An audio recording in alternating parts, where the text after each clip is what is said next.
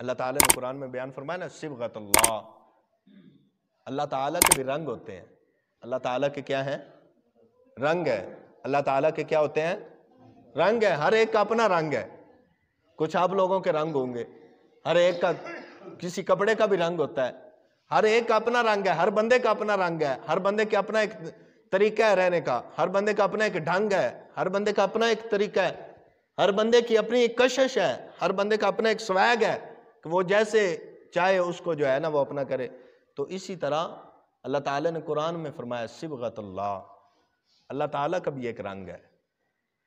اللہ تعالیٰ کا کیا ہے؟ ایک رنگ ہے، اور اللہ کا رنگ جس بندے پہ چڑھ جائے، اللہ کا رنگ جس بندے پہ چڑھ جائے، حضرت آج کل کے رنگ تو اگر کپڑا رنگ کروایا تو وہ بھی مٹ سکتا ہے، اگر کچھ اور مطلب پینٹ کروایا تو وہ بھی اتر سکتا ہے، لیکن جس بندے پہ رب کا رنگ چڑھ جائے نا، جس بندے پہ کیا؟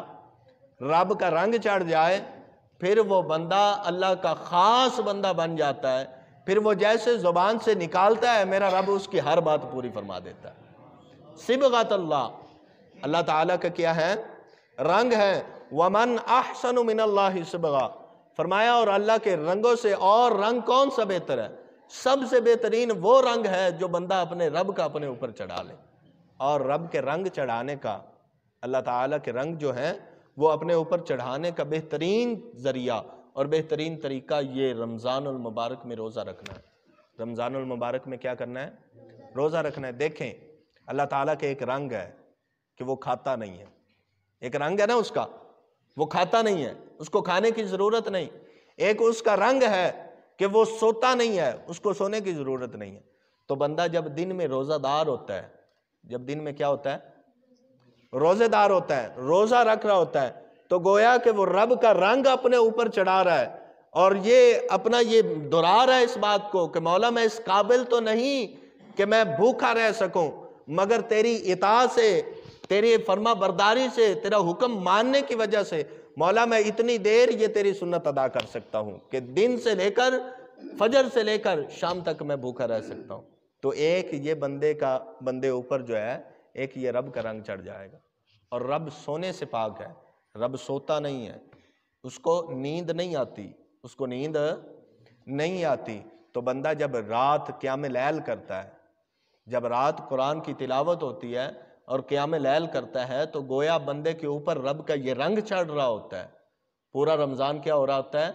بندے کے اوپر یہ رب کا رنگ چڑھ رہا ہے کہ رب وہ قیام، وہ جو اس کو نیند نہیں آتی، تو ایک رات، 2 راتیں، 10 راتیں، 20، سارا رمضان وہ رب کی سنت کو ادا کر رہا ہے، رب کی اطاعت سے، رب کے حکم سے وہ کیا کر رہا ہے؟